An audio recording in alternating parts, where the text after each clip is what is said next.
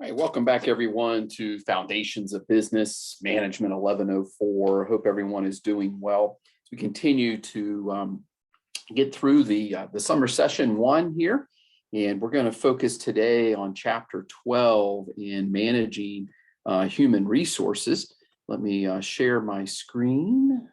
Of course, hold on one second. All right, so let me share my screen here for our discussion purposes and the slide deck. Today, again, managing human resources. Obviously, an important part of any organization is understanding the needs, the strategic plan, where the company wants to go, goals and objectives. We've talked about that in the previous chapters, chapters 8 and 10, with leadership, strategic planning, goals and objectives. As far as whether it's sales, marketing, operations, but having all of those plans are very important, but certainly you can't get anything done without people. And so this particular chapter, we're going to get into the different aspects of human resource management and how managers can develop and implement plans dedicated around human resources. You may start to hear the term talent management, human capital. These are all other types of terms that are focused around this similar type of piece, which is about training and developing employees, looking at a diverse workforce. All of these are very important aspects associated with this functional area of business known as human resources.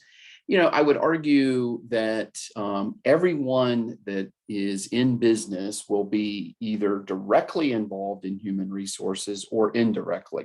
Let me tackle indirect first. Certainly as an employee of any organization, you're going to need to, compensation and benefits and understanding expectations of your manager, expectations, of your role within the organization. That is all human resources. The direct piece, some of you may be directly involved in human resources if you're supervising people, managing people. If you're part of a hiring team or you're the hiring manager, you will be involved in a capacity of human resources. And then some of you may choose a career in human resources. I always say that, certainly if you love solving problems and you love helping people, human resources is a great function, and career for you to explore and potentially discover. There are some tough love moments. We're going to share some of those today as we walk through today's presentation. At the end of the day, if you look at talent management, human resources, it's about the organization's behavior, right? Or the behavior within an organization. So OB is the study and application, of how people, individuals, and group act in organizations. This could be based on situations. It could be based on certain plans that come about. We have some amazing faculty here at Virginia Tech within the Pamplin College of Business that study and research and publish their findings on organizational behavior. So certainly an area, again, whether you're going to go into directly into human resources or just, being a part of a business, OB is an important aspect of that. Now, the Society of Human Resource Management, a group of professionals based out of Northern Virginia, Washington, D.C. area. This is a professional organization that obviously understands the role of human resources and elevates the profession from a career standpoint. They have some accreditation paths so that you can become certified in certain areas of human resources. They also help us understand the definition. So their definition of HR is, determining the needs, recruiting, selecting, developing, motivating, evaluating, compensating, and scheduling employees to achieve organizational goals. That is a very broad sense, and it sort of touches on everything that, and there's even more that a a professional in HR would be a part of. If you're interested in HR, certainly you should, again, learn to explore this. It is now a major within the Department of Management. It has gone from an option now to a major. There's actually a student organization on campus that is focused on SHRM and the Society of Human Resource Management. They have their own chapter. Now, the role of HR has grown over the last few years because, as we talked about in the previous chapter, there's now an increased recognition of employees as a resource. We, so to speak, we still have a long ways to go about this, but many organizations now have, really changed their view and perspective of talent in such a way that it is more of a resource, an asset. They make, significant investments in people, and now there's a value proposition that, has become sort of a reciprocity, a reciprocal situation there. And then there's also been numerous changes in laws that have rewrote old workplace practices, and that continues to change, whether it's on a local, regional, or national basis. And so HR has to stay on top of this. You think about over the last 10 years, what has impacted your life. If you look at one of the top 5 things, I would say healthcare is one of those, broad national discussions, national issues. And you think about healthcare in the workplace or healthcare negotiating that, the rise of healthcare costs, that is a benefit.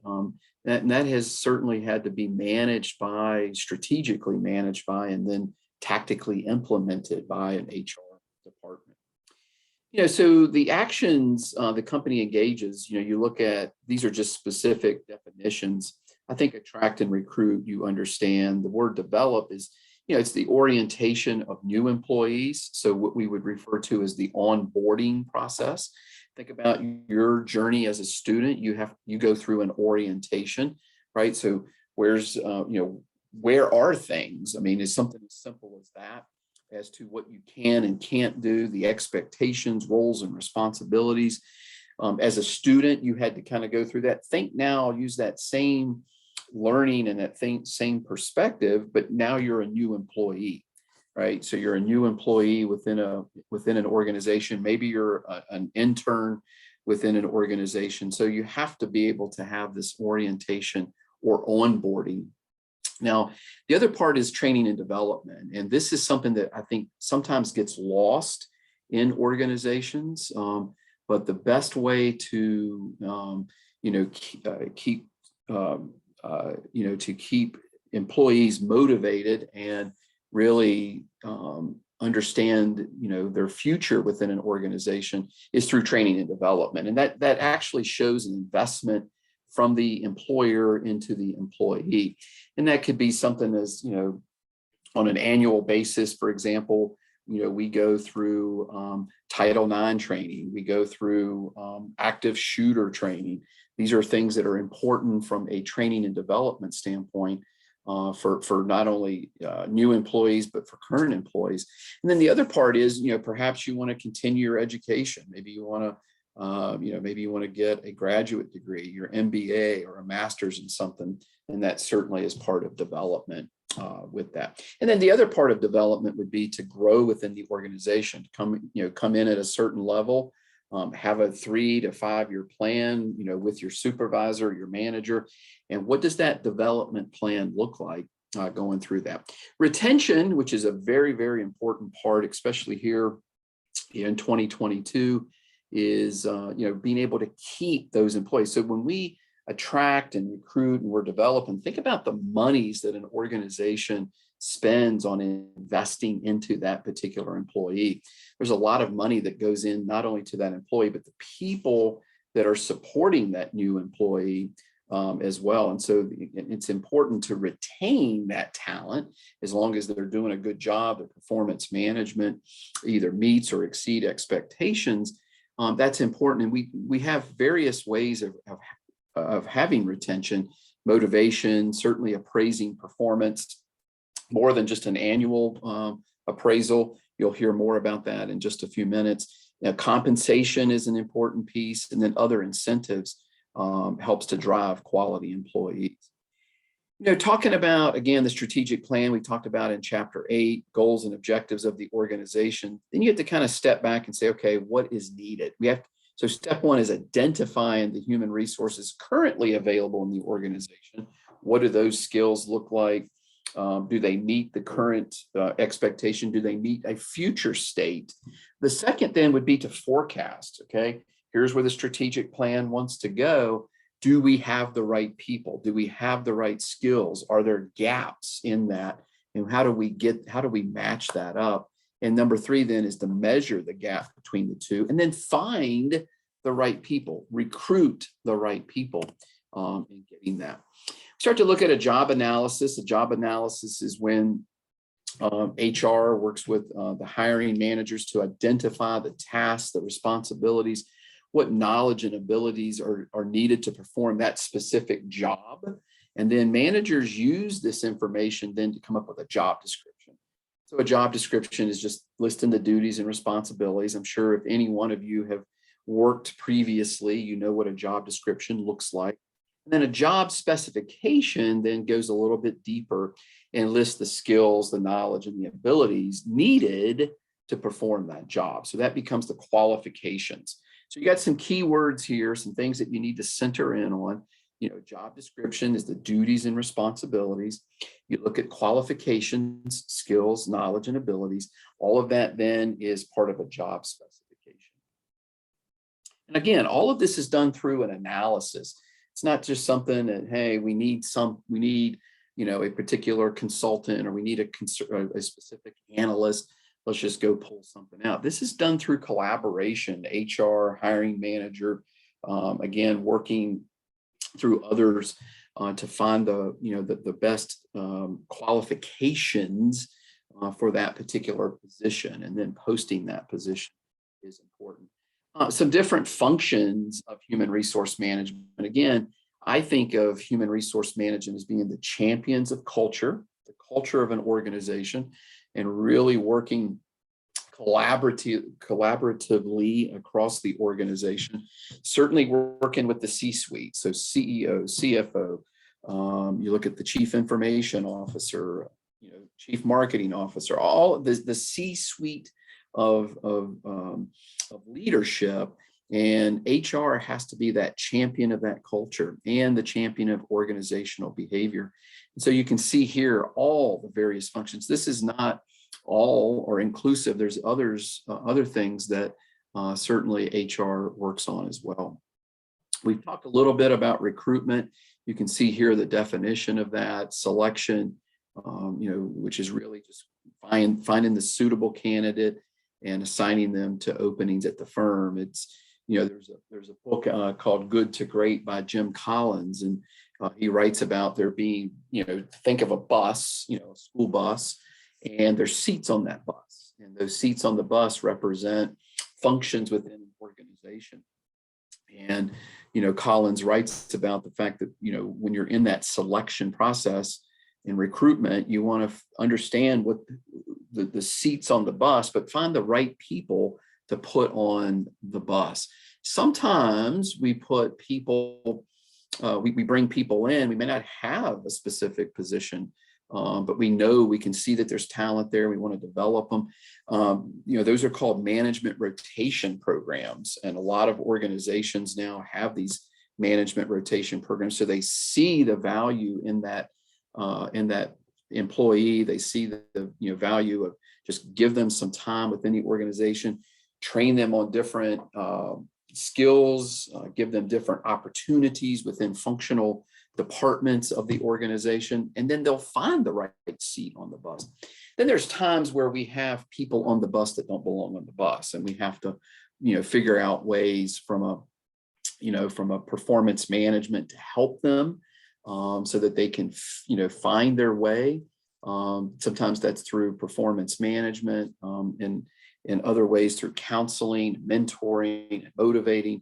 But then there's times where it just doesn't match in a sense of, they're late to work, they're insubordinate, their performance is not there. and we have to look at a termination, and that's a separate piece. An important part in attracting and recruiting employees is discrimination and understanding that a person is treated unfairly based upon a characteristic not related to ability. So, this is an important piece, not only for HR, but for everyone within the organization to not discriminate. And it cannot, race, gender, veteran status, religion. There's a long list of what the EEOC, the Equal Employment Opportunity Commission, outlines as discrimination. And so very, very important. Many companies now within their hiring, recruiting and selection process go through a very stringent review, including redacting of resumes, removing names, removing years of service, so that there's not a bias that goes into that recruitment and selection, and try to mitigate as much discrimination as possible. Recruiting and hiring, here's the EEOC's definition. Managers cannot treat people unfairly based on characteristics to abilities such as race, color, religion, sex, including sexual orientation. There was a Supreme Court ruling in 2020 that defined that. National origin, age, disability are all things that people cannot be treated unfairly on. Now, how to find qualified candidates? And what's pretty interesting is you, as Virginia Tech students, whether you're Pamplin College of Business or other, we have some amazing job fairs here on campus. Pamplin College of Business Horizons is one of the best in the state. There's internships, personal referrals, all kinds of ways that HR. So think of it from a functional basis, a organizational business basis. How do they find candidates? And these are ways of looking at it. Monster.com, Indeed.com. These are websites that have resources and libraries of resumes, and they try to do a match through artificial intelligence and things like that. What does the selection process look like? There's certainly an evaluation. In some cases, there's employment test, interviews, and there's the S on there. So sometimes it's a plural number of interviews, whether that's a panel interview or a number of teams that interview. In some cases, physical exams, reference checks, offer acceptance, and then the onboarding. That is what the selection process looks like. Now, organizations have a chance that when there is this job posting, so again, they've gone through the 3 steps, they've identified the needs, they've understand the gap between what's currently available versus what the future state holds. And sometimes that's with growth. If a company goes from, let's say, 40 million to 60 million, maybe they need more sales team. Perhaps they need more accounting and finance to not only forecast, but to, look at compliance and things. Perhaps there maybe another additional human resource position. Whatever that is, there has to be this evaluation of, do we hire within, internal hiring, or do we hire outside, external hiring? So the internal hiring, there's definitely some positive. This is it provides a promotional path for employees, a chance for employees to grow within the organization, to see this climbing the ladder, if you will, from a career standpoint. Typically, they're going to know far more about them. The organization, since they've been around this particular internal candidate, they should know the good, the bad, the ugly about that particular person. And obviously, since that internal candidate has been around, they tend to get up to speed a little bit faster. Now, externally, there's some positives. It brings in fresh ideas and outside perspective. A lot of times organizations can get kind of stale. It's the kind of the status quo. This is the way we've always done it. And so external hiring brings in that outside perspective. And then sometimes it's a chance to really find that exact experience that's needed. We went through this in my last organization where we expanded our business portfolio. We started offering raw material in our brands and in our product portfolio. And quite frankly, our sales and marketing team did not have the experience and expertise. Could we learn it? Absolutely. It would probably take a little bit of time. Didn't necessarily have the outside business relationships, customer relationships that we needed. So what did we do? Well, we went out and identified these are the top 5, top 10 people in our industry. If you remember, in the last chapter, I showed you, our fit and understanding what that model looked like, including industry associations. And so we went out and kind of looked at people in our industry and really found the exact experience, that body of knowledge, that subject matter expertise, and recruited directly that way. And we actually found the perfect expert in our industry and brought them on board and really changed the dynamic of our brand. It gave credibility to a brand new brand in the marketplace from that standpoint. Training and development, also known as T&D. Keep in mind, a lot of firms, a lot of companies now have internal quote unquote universities to promote employee development. Deloitte is one. It's known as Deloitte University. And so they'll bring, their brand new colleagues or brand new employees in, and they go through a rotation of Deloitte University. And that's sort of on the employee development side, given, job training, both on a formal and an informal training to enhance employee skills.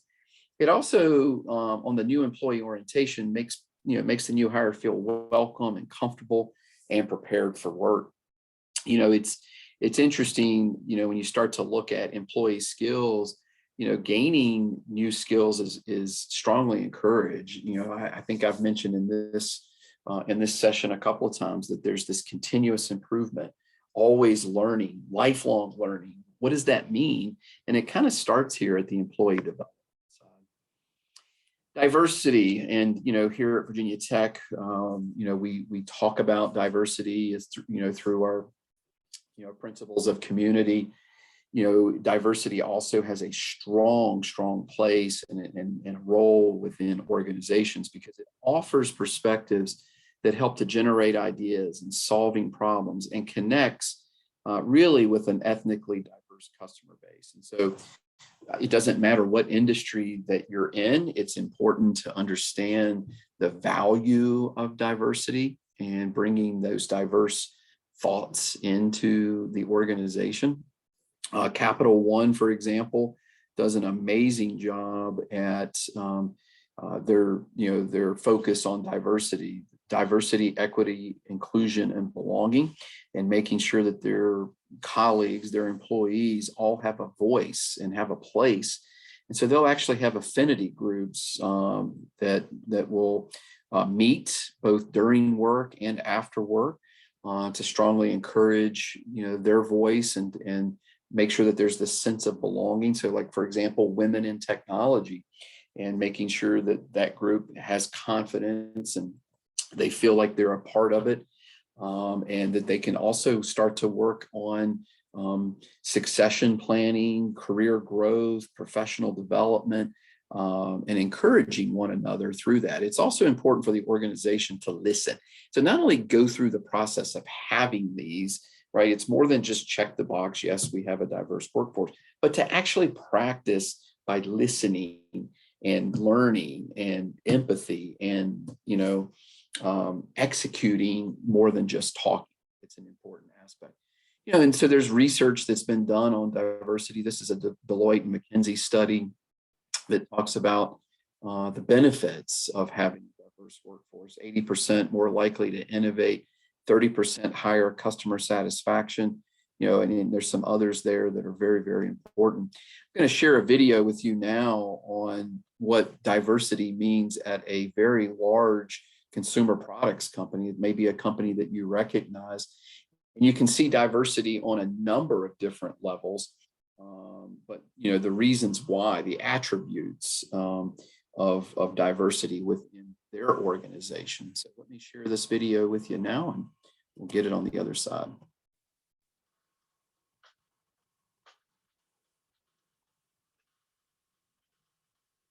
Diversity is important for many reasons. But I think first and foremost, we need to make sure we are representing two races.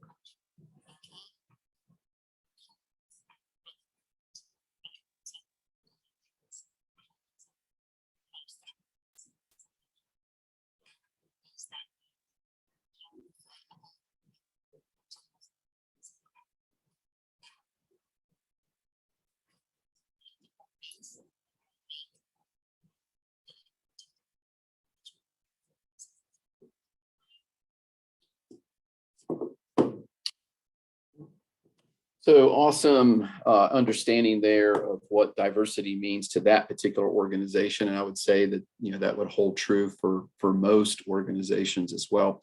We still have a long ways to go. We've come far, from a gender perspective, but we have a long ways to go when it comes to gender still, and even race. And so certainly over the next 5 to 10 years, I think you're going to see even more awareness and respect, more programs, to increase the reasons and the awareness of diversity. And again, more than just talking about it, but actually doing something about it, I think will certainly help. We talked a little bit about retention, and so what makes a great workplace. And certainly a lot of us think about compensation. How much am I going to make? What do they have for me? How many weeks of vacation are all there? And certainly organizations have to have an attractive compensation of benefits, but there's more to just money. And believe me, I've been on that side of things. There's more than just money. Sometimes it's a work-life balance and understanding that, hey, it's the weekend. Are there expectations that I have to check email, that I have to work on the weekends? Or can I take some time off? There's also some family-friendly programs that a lot of organizations are starting to invest in, like paid parental leave, not just for, the mother or the maternal, but even the paternal side, for the male as well, kind of piece. And then we're going to get into some of the others, like job rotations and enlargement, enrichments, and looking at some other types of work-life balance opportunities. So retention, though, it's important to understand, why do people leave? And you can see here, the top two. One is, I was concerned about the lack of opportunities for advancement. So people leave because they don't think they have a future with the organization. I was unsatisfied with the leadership of senior management, number two, right? That's why we talk about leadership and management, and how we as future business leaders can be understanding, empathetic, how we can be better leaders with that. So there's some intentional moves within a firm. One of them is called job rotation. I've talked a little bit about this already, but it's a formal program to reassign employees within a specific time frame. So for example, when I was at Rubbermaid, we would bring in recent college graduates, many times, from an engineering or business background, and then they would spend time. It was a 2-year program, and they would spend anywhere from 3 to 6 months in various functions within the organization. And so, for example, I had a young man from NC State, mechanical engineer, came in, and his first 3 to 6 months, he was on the floor, the production floor, manufacturing floor. Then he moved into the engineering lab and spent some time there. Actually spent some time in cost accounting and finance, even some time in HR. A lot of that was from an orientation standpoint, but still part of management leadership. And then his last rotation, which was actually in purchasing and sourcing, which is where I met him. And, he spent 6 months with us. And that's actually where he wanted to end up, and where he did end up was on the procurement supply chain side of things. But the whole point of that was coming in, meeting different people, seeing the different functions, a chance to explore and discover within an organization's timeframe. Now, the other benefit to that is you now have a colleague that is trained in different areas of the business. And so if there's a gap at a certain time, you could rotate that particular employee over and have them help in that sense. Job enlargement. So job enlargements, looking at an employee and trying to help reduce boredom. Or maybe there's a high turnover in this area. So varying the tasks of that employee. I think about this a lot in retail. So, you think about retail, just standing at the cash register and waiting for employees to come up. But why not have the employee doing other things, folding clothes, maybe they're making phone calls on, customer retention, and how did that go?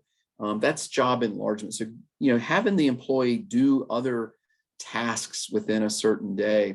I think of a front end of a hotel, and, having that particular employee doing other things, and it actually makes them feel good as well, and sort of reduces the frustrations. Now, job enrichment is also varying the tasks, but this is where the manager will invest in development, and give that employee a chance to grow. Certainly, not only more tasks, but even increase in the responsibilities of that particular employee. It might be, if we use the retail environment, might say, hey, okay, here's the key. I would like for you to open up. I'm going to trust that you're going to open up tomorrow and be ready. For the employee, they start to feel like they're empowered. They start to feel like they're being recognized for their hard work. And again, it gives them a chance to have some responsibilities moving forward. All right, compensation and benefits. Again, from a retention standpoint, these are all very, very important. Textbook outlines each and every one of these. Let's walk through wages. This is just monies paid on the number of hours that are worked. Salaries, specific pay. There's a base pay, and it's that's paid on fulfilling the responsibilities, regardless of the number of hours required to do it. Now, there's some laws that now help to govern that and help to limit that. There's some federal laws, because companies were really overstretching and overreaching that particular part, meaning they were, people are paid a certain base salary. There's an expectation of 40 to 45 hours, for example, but people were having to work 60 to 70 hours of overtime and not being paid above and beyond that. And so there's now some federal laws, with regards to salary plus overtime. Piecework, the textbook again talked about that. This is the number of units that they produce. They actually get paid more if they do that. And then commissions, used a lot in sales and marketing, and it's getting paid on a percentage of the total amount sold. Some other incentive programs like stock options, kind of gives the employee the right to buy shares of company stock as part of their compensation. Now, a lot of times students say, well, can't employees buy stock? Yeah, absolutely. But this is part of saying, okay, we're going to give you the equivalent of $5,000, but it's in stock option. We'll look at a chart in a minute as to whether that is truly a compensation or not. Profit sharing, typically this is outlined at the beginning of the year. Certain goals and objectives are met, whether it's on revenue, retention, quality, a customer score, whatever those metrics or matrices are. Then if those are met, then there's a profit sharing, as long as there's been profits earned. My last organization did this. It was from top to bottom, left to right. Everyone in the organization had a profit sharing plan. And, again, it may have been 1%, could have been as much as 5%, but we all knew it was very transparent what the goals and objectives were and how we could make extra money, which was very, very important. Some alternative work arrangements, so that we've seen this certainly during COVID, but even before COVID, and I think once we emerge and get back to some sense of reality once everything shakes out, is that we've realized that employees need a balance. They need to strike a balance between their work responsibilities and their home life. Responsibilities there. And so there's some different ways of doing it. Could be telecommuting. We've seen that during COVID. Compressed work weeks. I was just watching the Today Show this morning. There's some new research out there that a lot of organizations are pushing for 4-day work weeks, especially in large cities like New York, Boston, Atlanta, Houston, would help on the congestion of traffic. But then it also just gives the worker a 3-day weekend and the work-life balance. Compressed work weeks are used a lot in Europe. We talked a little bit about that when we were talking about global business. So there's certainly some changes, I think, coming based on the organizations really, again, stepping back and looking at talent management and retention, how to retain good quality people. What do they need to do to stay competitive? But they're also looking at mental health. They're looking at burnout, and this costs companies money. This becomes an expensive situation when they're looking at the health and welfare of their organization. And so these are some ways to be able to mitigate some of those mental health concerns. Benefits, there's obviously a lot of different ways of looking at benefits. There's some legally required benefits like Social Security, Medicare, and unemployment insurance. You can look at paid time off like vacations, holidays, and sick leave. Insurance, certainly, as I talked about earlier, healthcare has become a very big topic in America, for the American citizen, and certainly a lot of companies offer that. Retirement is another. You start to look at compensation and benefits, fringe benefits. So when fringe benefits kind of came to be in the late 20s, early 30s, it was about 2% of payroll cost. And now that is more than 30%. So whether that's sick leave, vacation, pension, it becomes an expensive cost for organizations, of which, though, they need to remain competitive and be able to recruit. They have to be able to do that. Healthcare has certainly been the most significant increase in fringe healthcare cost. Just some other unique benefits. I'm not going to go through each and every one of these, but you can see, like, for example, Airbnb offers a $2,000 a year to travel the world. PwC has some student loan reimbursements. So some really unique and fun ways of kind of going above and beyond the benefits and compensation, looking at that. So stock options, we talked about that earlier. So you can see where the strike price was. Certainly if the employee wants to take their options at a certain time, if it's below that strike price, the options are basically worthless. So for example, when I received stock options in, I think, 2004, they were at $40, and I had right around $10,000, plus or minus. The goal was $10,000 bonus through the stock options. And so again, it was around that $40 mark. But when I left in '05, I had to execute and exercise my stock options. And unfortunately, stock was at $32. So that $10,000 was worth, I didn't get that.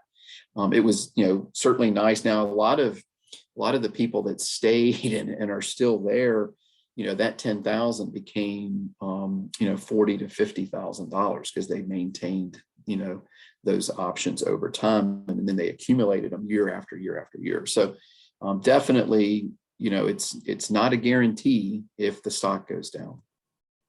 Performance appraisals, certainly an important part of talent management. It kind of goes through this plan, organize, lead, and control. So step one is setting the goals, specifying the criteria. What are the metrics that are going to be used for the performance? Completing a written evaluation. I think this should be done more on a quarterly basis, at least 3 times a year. When I first went into business, it was done on an annual basis. When I was in the military, it was done on an annual basis.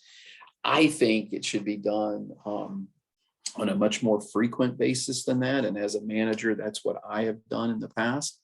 And it's also a chance to meet with the employee and discuss ways for improving performance.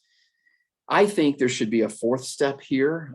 I think good leaders do this, and that is not only, having a discussion with the employee on their performance, but how can you as a leader perform better? What is it that you could do to help that employee be a better employee? And what could you do to be a better leader in sort of helping that? So something to think about as a leader in going through that. So again, highly recommend frequent meetings, more than the once a year kind of thing. 360-degree feedback's used quite frequently in organizations. Think about, many of you have been on teams in an academic team standpoint, and you do peer evaluations. And so if you've done a peer evaluation in the past, that's similar to a 360-degree. And so it gives a chance for organizations to understand the roles and responsibilities and really kind of the work ethic and the work dynamic from these cross-functional and virtual teams. So it's getting feedback from all directions: supervisors, subordinates, co-workers, customers, and trying to understand the insights from that employee's performance. It does encourage employees to treat coworkers in a respectful way. It is a little bit cumbersome and can be time consuming. And sometimes it does lead to, people being a little bit more cautious and maybe not really challenging groupthink, because they're concerned of, what will my 360 look like if I start to disrupt or start to challenge in a respectful way, what that looks like. Forced ranking. Textbook, I think, did a good job on this. It sometimes is used to look at underperforming employees. So, it's kind of like a bell curve. There's the 10%, then there's kind of the, good 60 to 70%, and then there's the bottom 10%. And think about it as a leader, as an organization, do we want to continue to invest in that bottom 5 to 10%? And it's important to understand that, workers, organizations have a responsibility to the worker, the employee, but an employee also has a responsibility to the organization. And, certainly forced ranking starts to help look at, this distribution of, the top, the middle, and the bottom, and then what's going to be the performance plan for all of them. But there is sort of a consequence over the long run. It tends to lead to competition rather than cooperation. People, where am I ranked? What am I going to do with that? Used it quite a bit in the military when I was there, and in my organization at both Rubbermaid and Spectrum, we used forced ranking quite frequently. Termination. There comes a time when there has to be some tough love.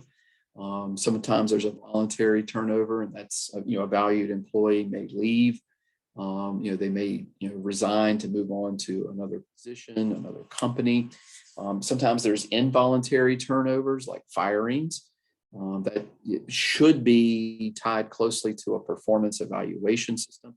There should never be a surprise on anyone's part on an involuntary turnover. The employee should not be. They may pretend to be surprised, but if they're honest with themselves and there have been good performance evaluation meetings, and there's been, certainly, probations and things like that that have gone through time, there should not be any surprise on that.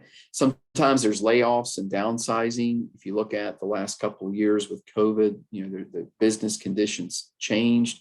The airline industry got hit hard with layoffs because there were fewer people flying. The hospitality industry, restaurants and hotels, significant downsizing. I think both of those areas that I just mentioned will, certainly come back, as people want to travel again. But at the end of the day, those business conditions changed, and so people, came and went. Unfortunately, policy should be in place to protect the company from lawsuits. So again, amazing role for HR to be involved in, making sure that all the rules and regulations, policies, again, local, regional, state, federal laws are being followed in that. Interview questions. I'm going to leave these next couple of slides for you to look at and think about for you from an from an interview standpoint, and have you take a look at that if you were in HR or if you were getting hired. Real quick, hiring rule of thumb that's been around for years: hire for attitude and then train for skill.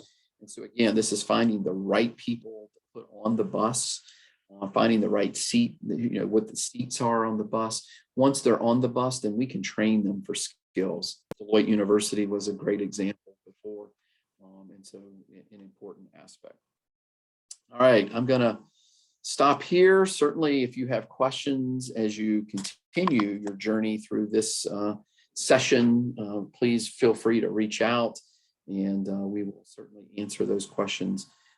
Hope your summer is going well. I hope this academic journey is going well, and look forward to seeing you again soon. Take care.